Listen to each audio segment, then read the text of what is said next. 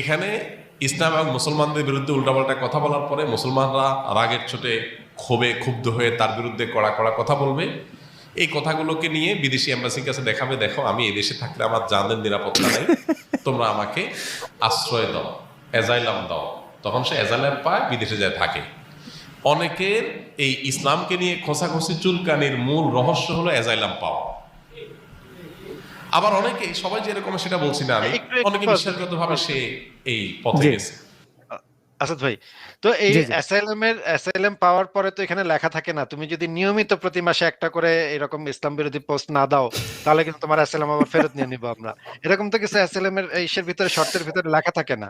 তাহলে অ্যাসাইলাম যারা পেয়ে গেছে তারা আবার কেন ইয়াটা করবে, এখনো কেন করতেছে, সেটা তো আমি এই বুঝতে এই এই পারতেছি না। ভাবনাটা সহজ। এই যেমন গোবিন্দ প্রামাণিক বা এইরকম কিছু ব্যক্তিরে এরা পালে, মানে তোরা টাকা পয়সা ততক্ষণ দেবো যত